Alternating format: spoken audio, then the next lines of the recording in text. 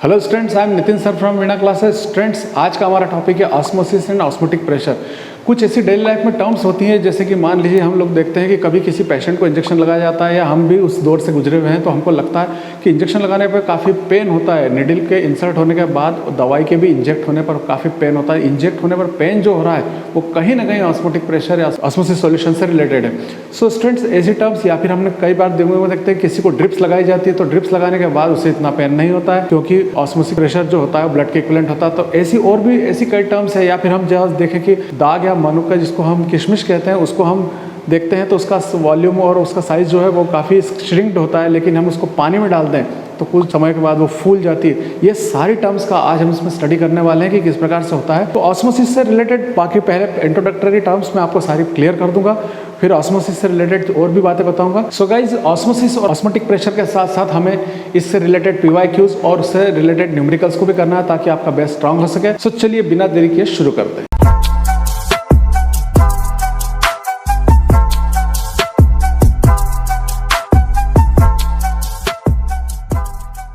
सो students, osmosis और osmotic pressure को पढ़ने के पहले कुछ टर्म्स इंपॉर्टेंट होती है, जैसे मैंने आपको पहले बताया, जैसे कि सेमी परमेबल मेम्ब्रेन या डिफ्यूजन। इन सबको क्लियर कर लें तो हम उसको बेहतर तरीके से कर पाते हैं। तो स्टूडेंट्स, कई बार हम देखते हैं कि टीचर्स कई सीधे से या स्ट्रेट वे में इसको पढ़ाना शुरू कर देते हैं, जिससे स्टूडेंट्स से कंसेप्ट क्लियर नहीं होता है। तो पहले हम इसे कंसेप्ट क्लियर करेंगे किस प्रकार से हो रहा है और किस प्रकार से उससे डिफरेंट है।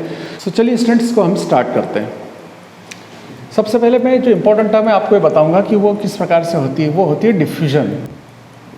डिफ्यूजन एक बहुत प्रैक्टिकल चीज़ है, हमारी लाइफ से रिलेटेड है। जैसे हम लोग देखते हैं कि किचन में कुछ खाना वगैरह बन रहा है और हम किसी दूसरे रूम में, और खाना बनने के बाद खाना बनते हम उसको स्मेल हमें आने लगती है और हम खुद आइडेंटिफाई कर लेते हैं कि क्या बन रहा है कुछ चीज़ों की। या आपने देखा किसी के बैग में कोई फ्रूट्स रखे हैं तो उस फ्रूट की स्मेल हम सेल्फ आइडेंटिफाई कर लेते हैं, क्योंकि उसके अंतर्गत हम देखते हैं कि बेर है या जामफल है या और भी कोई फल है जिनकी स्मेल बहुत स्ट्रांग होती है, वो हमें पता लग जाती है। वो जो स्मेल हमें पता लग रही है वो ही डिफ्यूजन है। लेकिन डिफ्यूजन को हम इसको लिख कर देखेंगे कि मॉलिक्यूल्स किस प्रकार से मूवमेंट कर रहे हैं। अब देखिए, जैसे मैं यहाँ डिफ्यूजन को समझाने के लिए थोड़ा सा आपको बता रहा हूँ कि यहाँ कुछ मॉलिक्यूल्स मैं शो कर रहा हूँ। स्टूडेंट्स, यहाँ मैंने काफ़ी सारी संख्या में मॉलिक्यूल्स बताएं, इसका मतलब यहाँ पर कॉन्सेंट्रेशन हायर है, तो मैं यहाँ पे लिख देता हूँ हायर कॉन्सेंट्रेशन सॉल्यूशन।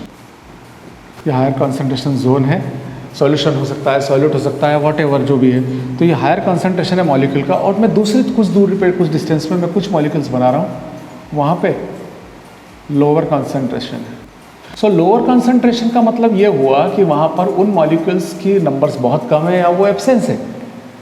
तो यहाँ हम देखते हैं कि जहाँ हायर कॉन्सेंट्रेशन जोन है वहाँ से मॉलिक्यूल्स बिना किसी रोक के सीधे लोअर कॉन्सेंट्रेशन की ओर मूव करने लगते हैं, मूव करके उस ओर जाने लगते हैं। और उस ओर जा रहे हैं तो इन मॉलिक्यूल्स के उस ओर चलने के कारण, उस ओर मूव करने के कारण ही हमें उसकी स्मेल आती है। जैसे मान लीजिए ये फ्रूट सेंटर है और वहाँ पर डिफरेंट काइंड्स ऑफ फ्रूट्स रखे हुए हैं और हम कुछ डिस्टेंस पे हैं, हम दूर से कुछ देख रहे हैं, हम वो फ्रूट सेंटर नहीं देख पाए, तो हम ये फील करते हैं कि कहीं से फ्रूट्स की स्मेल आ रही है। तो जिस जगह हम खड़े हैं वहाँ लोअर कॉन्सेंट्रेशन जोन है और जहाँ पर फ्रूट्स वगैरह प्रेजेंट है वो हायर कॉन्सेंट्रेशन जोन है। तो हायर कॉन्सेंट्रेशन जोन से वो मॉलिक्यूल्स हम तक पहुँच रहे हैं, जिससे हमें उस बात का पता लग रहा है कि कौन सा फ्रूट वहाँ प्रेजेंट है। तो हम ये कह सकते हैं, सो मॉलिक्यूल्स का net moment from higher concentration to lower concentration, net moment of molecules from higher concentration to lower concentration, higher concentration से लोअर कॉन्सेंट्रेशन की ओर मूव हो रहा है, उससे हम डिफ्यूजन कहेंगे। तो एग्जांपल मैंने आपको पहले मेंशन कर दिया कि हम किसी ऐसी जगह से निकल रहे हैं जहाँ पे कुछ चीज़ें हैं जो हमें दिख नहीं पा रही, हम शायद देख नहीं पा रहे हैं, लेकिन उनकी स्मेल हमें पता लग जाती है। जैसे कोई गंदा पड़ा है, ख़राब चीज़ें पड़ी हैं तो हमको स्मेल आती है।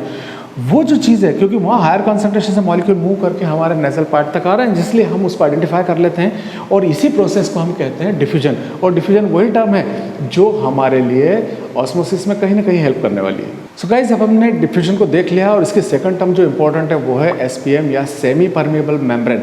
इसको हम क्लियर कर लेते हैं तो हमें ऑस्मोसिस और ऑस्मोटिक प्रेशर को पढ़ना काफ़ी ईजी हो जाएगा। सो चलिए हम SPM को पहले स्टडी कर लेते हैं। SPM means semi permeable membrane. Semi permeable membrane एक प्रकार की बहुत थिन फिल्म होती है। एक थिन फिल्म है, या थिन शीट भी कह सकते हैं, बहुत ही पतली होती है। यूजुअली मैं आपको बताता हूँ कि प्याज कभी छीला होगा या छीलते हुए देखा होगा, तो उसकी लेयर्स के बीच में एक बहुत ही पतली सी लेयर बनती हुई दिखती है, हमें निकालती हुई दिखती है। वही उसी प्रकार की एक पतली फिल्म जो होती है वो थिन फिल्म ही SPM या सेमी परमेबल मेम्ब्रेन या सिर्फ मेम्ब्रेन भी कही जाती है। ये बहुत ही पतली होती है और इसकी खासियत क्या होती है वो बता रहा हूँ मैं आपको। देखिए, मान लीजिए यहाँ पर मैं इस मेम्ब्रेन के लेफ्ट साइड में सॉल्यूशन के मॉलिक्यूल को रख देता हूँ या टोटल सॉल्यूशन को रख देता हूँ, और उसके दूसरी ओर राइट साइड में दूसरी ओर मैं प्योर सॉल्वेंट को रख देता हूँ।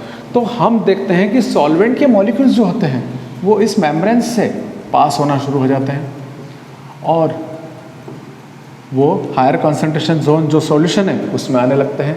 कहाँ से? Lower concentration. मैं इसको लिख देता हूँ, लोअर कॉन्सेंट्रेशन जोन है ये, और यहाँ पर हायर कॉन्सेंट्रेशन जोन है। सो एक सॉल्वेंट जो है लोअर कॉन्सेंट्रेशन है, उसके मॉलिक्यूल्स इस सेमी परमेबल मेम्ब्रेन से पास होकर सॉल्यूशन वाले जोन में आ रहे हैं। ये मतलब क्या कर रही है? ये फिल्म अलाउ कर रही है उन छोटे पार्टिकल्स को, स्मॉल साइज पार्टिकल्स है वो, स्मॉलर साइज मॉलिक्यूल्स को या पार्टिकल्स को अपने में से दूसरी ओर किस ओर, सॉल्यूशन की ओर फ्लो करने देती है। उसे हम SPM कहते हैं। सो सिंपली हम इसको समझा सकते हैं, बता सकते हैं, डेफिनेशन इस डायग्राम से बना सकते हैं। The thin film which allow to pass smaller size molecules और solvent molecules from it to solution और higher concentration zone, this is known as SPM। ये SPM है। SPM वो फिल्म है जो अपने अंदर से लोअर पार्टिकल्स को, छोटे साइज लोअर साइज पार्टिकल्स को या स्मॉलर साइज पार्टिकल्स को अपने लोअर कंसंट्रेशन में से हायर कंसंट्रेशन की ओर फ्लो करती है, जाने देती है, उसे हम SPM कहते हैं। SPM जो होती है वो हम दो प्रकार से समझ सकते हैं, क्लासीफाई कर सकते हैं इसको SPM को। सेमी परमेबल मेम्ब्रेन जो होती है, एक तो नेचुरल ऑकरिंग होती है। देखिए मैं आपको बताता हूँ, नेचुरल ऑकरिंग SPM, और एक आर्टिफिशियल होती है। नेचुरल ऑकरिंग SPM जो होती है, कैनिमल्स होते हैं जैसे ऑक्स हुआ, पिग हुआ या फिर गोट हुआ, इनके यूरिनरी ब्लैडर से निकाली जाती है, तो इसलिए उनको स्लॉट करना होता है, जो एक बेकार और या अच्छी प्रोसेस नहीं मान सकते हम, तो वो नेचुरल उस तरीके से निकाली जाती है। साथ में उसमें एक ड्रॉबैक और भी है स्टूडेंट्स, कि उसको निकालने के बाद उसका लाइफ स्पान बहुत ही कम होता है, इसलिए यदि हम उस टाइम पीरियड के अंतर्गत उसको यूज़ नहीं कर पाए तो ख़राब होना शुरू हो जाती है। इसलिए नेचुरल ऑकरिंग SPM वो SPM होती है जिन्हें गोट्स के, ऑक्स के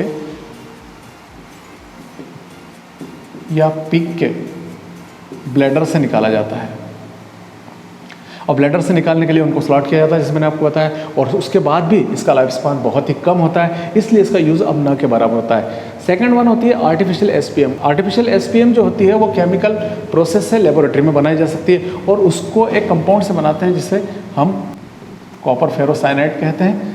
ये एक कॉम्प्लेक्स कंपाउंड है, आप देख रहे हैं। इस कॉपर फेरोसाइनाइड से बनने वाली इस फिल्म से हम SPM को बेहतर तरीके से बना सकते हैं, यूज़ कर सकते हैं, और इसका लाइफ स्पान भी अच्छा होता है, और बेटर है कि ये इजीली बन भी जाती है और इजीली अवेलेबल भी हो जाती है। सो स्टूडेंट्स, ये दो प्रकार की SPM है। ये दोनों टर्म जैसे मैंने आपको बताया, डिफ्यूजन और SPM, ये हमारे ऑस्मोसिस को पढ़ने में हेल्प करेगी और आपके जो आंसर को बहुत बेहतर बना देगी और आप अच्छा कंटेंट तैयार कर सकेंगे। सो अब हम इसके बाद ऑस्मोसिस को लेते हैं। सो स्टूडेंट्स, अब हम मेन टॉपिक की ओर बढ़ रहे हैं, वो है ऑस्मोसिस। और आप ये समझ लें कि कहीं ना कहीं बोर्ड में इस क्वेश्चन को पूछा जाना ही चाहिए, और पूछा जाता है। मोस्टली इस पर रिलेटेड टर्म्स पूछी जाती है, PYQ से निश्चित पूछने जाना है इसमें। सो चलिए हम ऑस्मोसिस को स्टार्ट करते हैं। ऑस्मोसिस क्या चीज़ है? देखिए, जैसे मैंने आपको बताया था, मैंने अभी एक डायग्राम के थ्रू इसको बताया, मैंने ये SPM बना दिया। देखिए आप, SPM, सेमी परमेबल मेम्ब्रेन। आपको रिमेमोराइज करा दूं कि SPM हम कौन सी यूज़ कर रहे हैं, आर्टिफिशियल वाली यूज़ कर रहे हैं। नेचुरल ऑकरिंग जो होती है वो बहुत कम लाइफ स्पान वाली होती है। सो इसलिए हम SPM जो ले रहे हैं वो केमिकल मेथड वाली ही ले रहे हैं यहाँ पर, जो कॉपर फेरोसाइनाइड से बनी हुई है। और इसके राइट साइड में मान लीजिए मैं एक सॉल्वेंट को फिल करता हूँ, सॉल्वेंट को रख देता हूँ, सॉल्वेंट मॉलिक्यूल्स है यहाँ पर। और निश्चित रूप से डेफिनेटली सॉल्वेंट जो मॉलिक्यूल्स होंगे वो क्या होंगे, लोअर कॉन्सेंट्रेटेड, तो यहाँ पर लोअर कंसंट्रेशन होगा। और उसके लेफ्ट साइड में मैं एक सॉल्यूशन को रख देता हूँ, ये सॉल्यूशन है, और सॉल्यूशन है तो आप जानते हैं कि सॉल्वेंट के साथ सॉल्यूट मिला हुआ होगा तो उसका कंसंट्रेशन बढ़ जाएगा, तो ये एक प्रकार से हायर कंसंट्रेशन जोन होगा। जैसे हम इन दोनों के बीच में सेमी परमेबल मेम्ब्रेन को स्टैब्लिश करते हैं, रखते हैं, लगाते हैं, तो सॉल्वेंट के स्मॉलर साइज पार्टिकल्स अपने आप स्पॉन्टेनियसली इस फिल्म को क्रॉस करके हायर कंसंट्रेशन जोन की ओर आने लगते हैं। ये प्रोसेस हम नहीं करते हैं, ये ऑटोनॉमस प्रोसेस है, ये खुद ब खुद होती है, जिससे मॉलिक्यूल्स इस ओर आने लगते हैं और आने लगते हैं। इसी को हम क्या कहते हैं? ऑस्मोसिस कहते हैं। तो हम इसको किस प्रकार से बोल पाएंगे? इसको हम बोल पाएंगे व्हेन स्मॉलर साइज मॉलिक्यूल्स और solvent molecules from lower concentration zone passing through SPM to higher concentration zone of solution by semi permeable membrane is known as osmosis. इसे हम ऑस्मोसिस कहेंगे। ऑस्मोसिस क्या है? छोटे पार्टिकल्स या छोटे साइज मॉलिक्यूल्स का लोअर कंसंट्रेशन से हायर कंसंट्रेशन की ओर होने वाला स्पॉन्टेनियस फ्लो बाय एसपीएम, उसे ही हम क्या कहेंगे? ऑस्मोसिस कहेंगे। सो स्टूडेंट्स, एक बार फिर हम इसको क्लियर कर लेते हैं। Spontaneous flow of smaller size molecules from lower concentration zone to higher concentration zone by SPM is known as osmosis. So students, osmosis को हमने अब डिफाइन कर लिया। इससे रिलेटेड हम एक एग्जांपल देखते हैं जो कहीं ना कहीं हमारे सराउंडिंग में है। आप देखते हैं कि कई बार हम देखते हैं कि पेड़ पौधे या ट्रीज या प्लांट्स होते हैं, तो प्लांट्स तो खैर छोटे साइज में होता है, लेकिन कुछ ऐसे ट्रीज भी होते हैं जिनकी हाइट काफ़ी मीटर्स तक होती है। तो एक विचार छोटे बच्चों के मन में भी आता है, हमारे मन में या सभी के मन में आता होगा शायद, कि जड़ जो होती है, उसकी रूट्स होती है, वो सॉइल से वाटर को एब्जॉर्ब करती हैं, लेकिन इसमें तो ऐसा कोई सिस्टम नहीं है कि लास्ट लीव तक पानी पहुँच जाता है। तो हमारे घर में हम मोटर वगैरह यूज़ करके इस तरह से पानी को ऊपर तक पहुंचाते हैं, लेकिन यहाँ पर यही ऑस्मोसिस है जो ट्रीज़ के अंदर होता है, और वह उसके कारण ही वो रूट से अपने वाटर ड्रॉपलेट्स को लास्ट लीव तक पहुंचा देता है। तो यही हमारा ऑस्मोसिस का एक बेस्ट एग्जांपल हो सकता है। इसको आप एक्सप्लेन करके और अच्छे से बेहतर लिख सकते हैं। इसी प्रकार स्टूडेंट्स, हम यदि ताज़े अंगूर को लें तो आप देखते हैं ताज़ा अंगूर बिल्कुल शेप्ड होता है, जिसमें एक अच्छा सा राउंड अप बना होता है, लेकिन हम उसको एक ब्राइन सॉल्यूशन, जिसको नमक का सॉल्यूशन कहते हैं, कॉन्सेंट्रेटेड सॉल्यूशन में डाल दें तो उसमें क्या होगा? वहाँ भी ऑस्मोसिस होगा। और सेम यही प्रोसेस लोअर कॉन्सेंट्रेशन है ना, अंगूर के अंदर से जो लिक्विड होंगे वो बाहर आने लगेंगे इस ब्राइन सॉल्यूशन की ओर, जिससे अंगूर का वॉल्यूम, अंदर का वॉल्यूम डिक्रीज होने लगेगा और अंगूर पिचक कर छोटा हो जाता है। किशमिश को हम पानी में डालते हैं तो किशमिश फूलने लगती है, क्योंकि किशमिश के अंदर कॉन्सेंट्रेशन ज़्यादा है, पानी का कॉन्सेंट्रेशन कम है। तो वाटर मॉलिक्यूल डायरेक्टली एसपीएम के थ्रू किशमिश के अंदर पहुंचते हैं और अंदर के कंटेंट का वॉल्यूम बढ़ा देते हैं, जिससे वो फूल जाती है। ये दो क्वेश्चन कहीं ना कहीं एग्जाम में या बोर्ड में पूछे जा सकते हैं। सो स्टूडेंट्स, ऑस्मोसिस को समझने के बाद हमारा नेक्स्ट पॉइंट है ऑस्मोटिक प्रेशर। ऑस्मोटिक प्रेशर हम स्टेप टू स्टेप बढ़ते जा रहे हैं स्टूडेंट्स, ताकि आप फुल मार्क्स गेन कर सकें। और ये बहुत अच्छे से ध्यान रखा जाता है कि किन टर्म्स के बाद कौन से टर्म पढ़ाई जाए, ताकि आप बेहतर तरीके से लिख सकें, समझ सकें और हमेशा के लिए आपकी मेमोरी में चीज़ें बनी रहें। सो स्टूडेंट, अब हम जो ले रहे हैं वो है ऑस्मोटिक प्रेशर। ऑस्मोटिक प्रेशर क्या है? एक्चुअली क्या होता है, एक ब्रेन में कंसेप्ट बन जाती है इस वर्ड को पढ़ने के बाद कि ऑस्मोसिस से जो प्रेशर डेवलप हो रहा होगा वो ऑस्मोटिक प्रेशर है। लेकिन आंसर कहीं ना कहीं इससे डाइवर्ट हो जाता है, क्योंकि जब ऑस्मोसिस की प्रोसेस स्टार्ट होती है तो हमने देखा कि सॉल्वेंट मॉलिक्यूल्स जो होते हैं वो सॉल्यूशन की तरफ मूव करने लगते हैं। उन मॉलिक्यूल्स को मूव करने से रोकने के लिए जो हमें प्रेशर लगाना होता है, एक्सटर्नली हम प्रेशर यूज़ करते हैं, वो ऑस्मोटिक प्रेशर है, न कि ऑस्मोसिस की प्रोसेस से बनने वाले प्रेशर को हम ऑस्मोटिक प्रेशर कहें। सो स्टूडेंट्स, मैं आपको इसको और भी फंडामेंटल क्लियर करता हूँ, चलिए देखते हैं। सो स्टूडेंट, ऑस्मोटिक प्रेशर को समझाने के लिए मैं एक स्पेशल टाइप का एपरेटस ले रहा हूँ, जिसमें 2 कंपार्टमेंट है और 2 वाटर टाइट पिस्टन लगे हुए हैं। उसकी हेल्प से हम इसको अच्छे से समझ सकते हैं। ये 2 सिलेंडर लगे हुए हैं।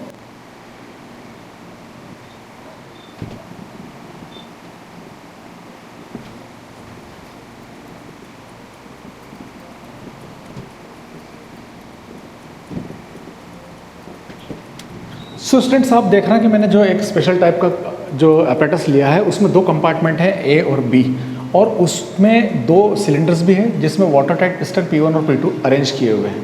दोनों सेम लेवल पे हैं और उसके कंपार्टमेंट ए और बी के बीच में हमने एक आर्टिफिशियल कॉपर फेरोसाइनाइड से बना हुआ SPM लगा दिया है। अब हमने कंपार्टमेंट ए में हायर कॉन्सेंट्रेटेड सॉल्यूशन को फिल कर दिया और बी कंपार्टमेंट में सॉल्वेंट को फिल कर दिया जो लोअर कॉन्सेंट्रेशन का है, सॉल्वेंट मॉलिक्यूल से, इनका साइज भी स्मॉलर है। अब स्टूडेंट्स, आप देखेंगे कि ऐसा करते ही स्पॉन्टेनियस प्रोसेस स्टार्ट हो जाएगा, जिसको हम ऑस्मोसिस कहते हैं, क्योंकि हम खुद नहीं करते हैं। ऑस्मोसिस सेल्फ प्रोसेस है, एक ऑटोनॉमस प्रोसेस है, स्पॉन्टेनियस प्रोसेस है जो खुद होती है। तो यहाँ पर से सॉल्वेंट के जो स्मॉलर साइज मॉलिक्यूल्स हैं वो आना शुरू हो जाएंगे लोअर कॉन्सेंट्रेशन से हायर कॉन्सेंट्रेशन जोन की ओर, और इसी को हम ऑस्मोसिस कहते हैं। अब इस ऑस्मोसिस को हम रोकना चाहते हैं कि इस प्रोसेस को हम रोकें, तो हमें एक्सटर्नल प्रेशर P1 पर लगाना पड़ेगा। एक्सटर्नल हाइड्रोस्टैटिक प्रेशर हम जब इस पर अप्लाई करेंगे, किसके लिए, क्यों अप्लाई करेंगे, क्योंकि जैसे मॉलिक्यूल आएंगे वॉल्यूम बढ़ेगा, ये पिस्टन ऊपर की ओर राइज हो सकता है। हम इसको उसी इनिशियल पोजीशन में रखने के लिए एक्सटर्नल प्रेशर अप्लाई करेंगे ताकि हम इनकी एंट्री यहाँ से रोक सकें। यानी सिंपल सी बात हो गई कि ऑस्मोसिस प्रेशर के दौरान जो लोअर कॉन्सेंट्रेशन जोन से सॉल्वेंट के मॉलिक्यूल्स सॉल्यूशन जोन की ओर आ रहे हैं, उनकी एंट्री को रोकने के लिए हम जो एक्सटर्नल प्रेशर लगा रहे हैं, उस एक्सटर्नल प्रेशर को ही हम क्या कहेंगे, ऑस्मोटिक प्रेशर कहेंगे। सो सिंपल से हम इसका डिफाइन करके आंसर भी बता सकते हैं। The external hydrostatic pressure which we apply to the solution to prevent entry of solvent molecules through SPM। जो प्रेशर बन रहा है उसे हम ऑस्मोटिक प्रेशर कहेंगे, जिसे हम पाई से रिप्रेजेंट करते हैं। पाई एक ऑस्मोटिक प्रेशर को डिनोट करने का साइन है। एक बार फिर स्टूडेंट्स मैं आपको क्लियर कर दूं, the external hydrostatic pressure which we apply on solution to prevent entry of solvent molecules through SPM is known as osmotic pressure and it is denoted or represented by pi. So students, हमने diagram के through अभी osmotic pressure को clear किया। एक vapour pressure based इसकी definition और भी है जो मैं आपको इसको क्लियर कर देता हूँ।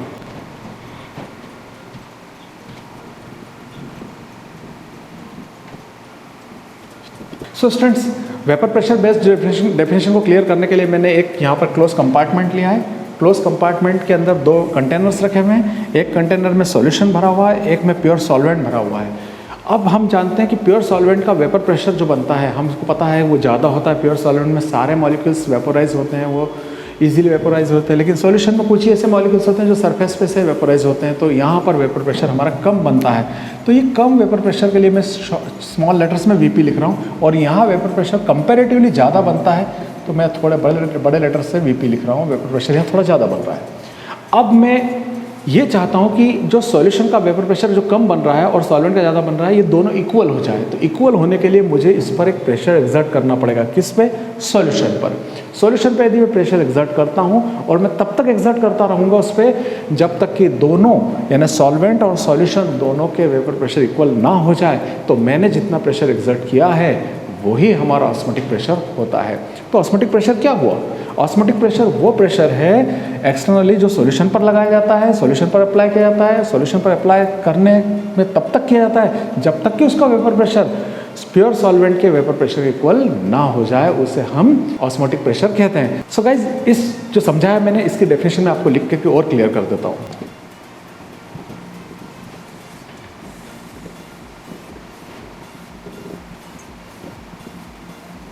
The excess pressure applied to solution to increase its vapor pressure, इसके वेपर प्रेशर को इंक्रीज करने के लिए, until it's become equal to vapor pressure of pure solvent, जब तक कि इसका वेपर प्रेशर प्योर सॉल्वेंट के वेपर प्रेशर के इक्वल ना हो जाए, उसे ही हम ऑस्मोटिक प्रेशर कहते हैं। और जैसे मैंने आपको बताया कि इसको डिनोटेट तो कैसे करना होता है, पाई से करना होता है।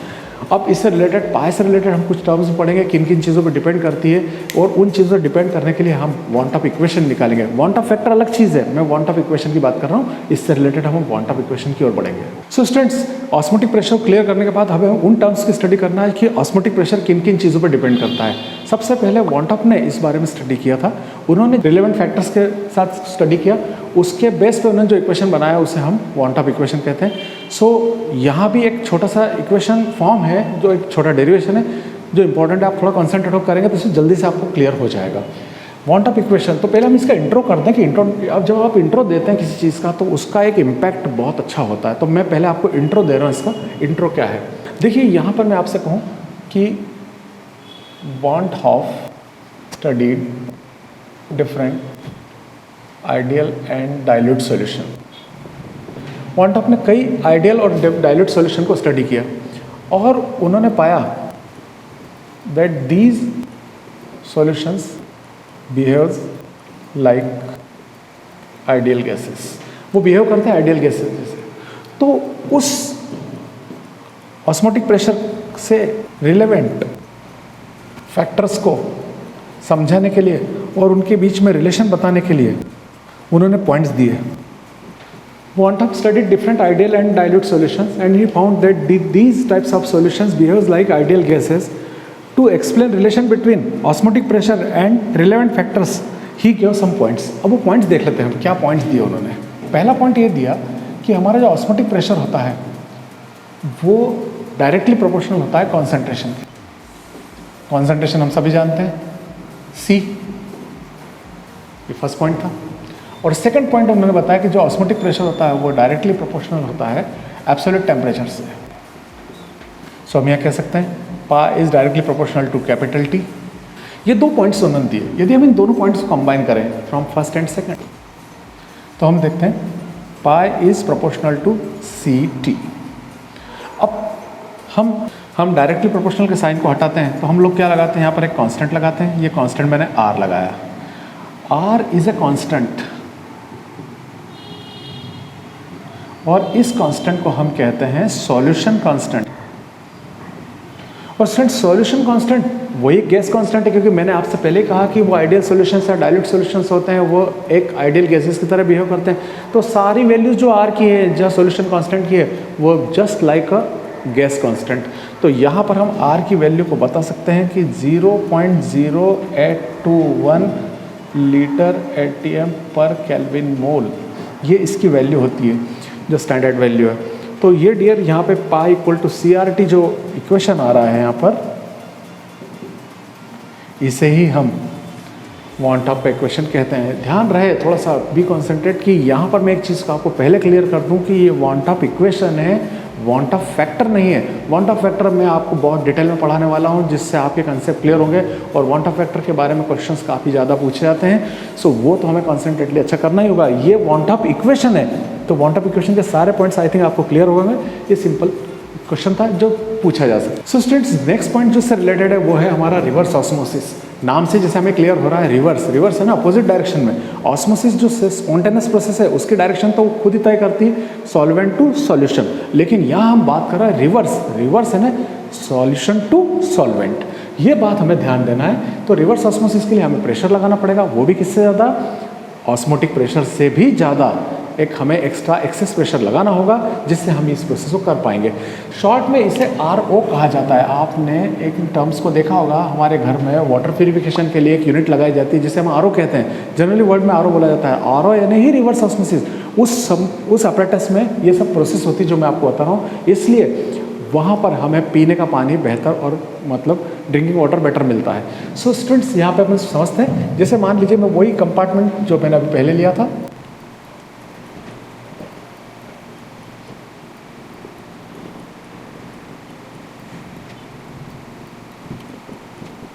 सो स्टूडेंट्स आप देख रहे हैं वही जो मैंने प्रीवियस क्वेश्चन में जो डायग्राम बनाया था वही अपरेटस है हमारे पास।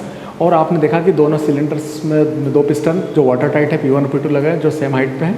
एक और मैंने कंपार्टमेंट A में सॉल्यूशन को फिल कर दिया है, दूसरे कंपार्टमेंट B में मैंने सॉल्वेंट जो प्योर सॉल्वेंट है उसको फिल किया हुआ है। दोनों के बीच में पार्टीशन किया हुआ है बाय सेमी परमेबल मेम्ब्रेन जो कॉपर फेरोसाइनाइड से बनी हुई है। अब आप जानते हैं कि ऐसा करने से जो सॉल्वेंट मॉलिक्यूल्स जिनका साइज स्मॉलर है वो मेम्ब्रेन के थ्रू सॉल्यूशन या एक चैम्बर की ओर या एक पोर्शन की ओर आने लगेंगे, जिससे इसका वॉल्यूम बढ़ना शुरू होगा। लेकिन हम यहाँ से एक एक्स्ट्रा प्रेशर, कितना एक्स्ट्रा प्रेशर, एक्सेस प्रेशर कितना लगाएंगे, वो प्रेशर होगा more than osmotic pressure. Osmotic pressure से ज़्यादा प्रेशर में लगाऊंगा। अब उससे क्या होगा, जरा सोचिए, मैं यदि एक्स्ट्रा प्रेशर यहाँ लगाऊं तो ये प्रोसेस तो होने से रही, क्योंकि मैं यहाँ एक्स्ट्रा प्रेशर लगा रहा हूँ। तो यहाँ पर प्रेजेंट, क्योंकि सॉल्यूशन है, इसमें सॉल्वेंट के साथ सॉलिड भी है, तो उसमें से सॉल्वेंट के जो मॉलिक्यूल्स होंगे, यहाँ जो प्रेजेंट है सॉल्वेंट के मॉलिक्यूल, वो अपोजिट डायरेक्शन में, मतलब किस ओर, सॉल्वेंट की ओर फ्लो करना शुरू कर देंगे। क्यों? क्योंकि मैं उस पर एग्जर्ट कर रहा हूँ उस प्रेशर को जो ऑस्मोटिक प्रेशर से ज़्यादा है। तो इस तरफ से वो बढ़ने लगेंगे और यही प्रोसेस रिवर्स ऑस्मोसिस कहलाएगी। So excess pressure more than osmotic pressure when applied to the solution, so molecules of solvent start to flow from solution to solvent by SPM. This is known as reverse osmosis. Reverse osmosis जैसे मैंने आपको बताया कि हमारे घर में water purification का unit लगा होता है RO, वही है। पहला यूज़ तो वही होता है कि वाटर में डिक्रीज करता है वाटर के साथ ऐसे कई आयंस होते हैं या फिर ऐसे कंपाउंड्स होते हैं जो हमारे लिए सही नहीं होते हैं, उनको ये प्योरीफाई करके अलग कर देता है। और डिक्रीजिंग ऑफ टीडीएस को डिक्रीज करना इसका पहला काम है। सेकंड वन, जैसे गल्फ कंट्रीज़ है, वहाँ पर पीने के पानी की या यूज़ करने के पानी की बहुत ही कमी होती है, तो वहाँ पर इसी रिवर्स ऑस्मोसिस प्रोसेस से सी वाटर को ड्रिंकिंग वाटर में बनाया जाता है।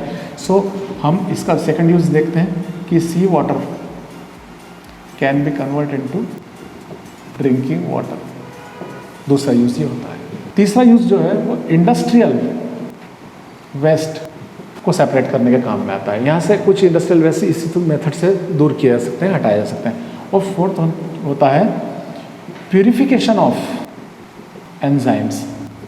एंजाइम्स की प्यूरिफिकेशन में ये काम आता है। तो इसमें से दो चार जो है आप याद रख लें, कहीं ना कहीं आपको ये क्वेश्चन को कंप्लीट करने में हेल्प करते हैं। So students, very simple thing, यहाँ पर रिवर्स है, इसका मतलब सॉल्यूशन से सॉल्वेंट की ओर मॉलिक्यूल्स फ्लो हो रहे हैं बाय एसपीएम, उसी का नाम रिवर्स ऑस्मोसिस। सो गाइस, आज के लेक्चर का ये लास्ट टॉपिक है और ऑस्मोसिस से रिलेटेड भी लास्ट पॉइंट है ये।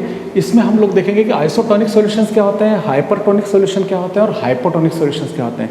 देखिए स्टूडेंट्स, कई बार हम देखते हैं कि एक रोज़ हो रहा है, लाइफ में रोज़ हो रहा है सब कुछ, लेकिन रोज़ होने के बाद भी कहीं हमारा ध्यान नहीं जाता। लेकिन जब सब्जेक्ट पे हम आते हैं तो ये चीज़ें हम पकड़ लेते हैं। जैसे मैं आपसे कहूँ कि आपने पानी पिया, तो ये बहुत आश्चर्य की बात नहीं, पर पानी हम रोज़ पी रहे हैं, पानी हम पी रहे हैं, लेकिन पानी पीने से हमें कोई परेशानी या पेन या कोई बहुत ऐसी कोई चीज़ तकलीफ नहीं होती। क्यों?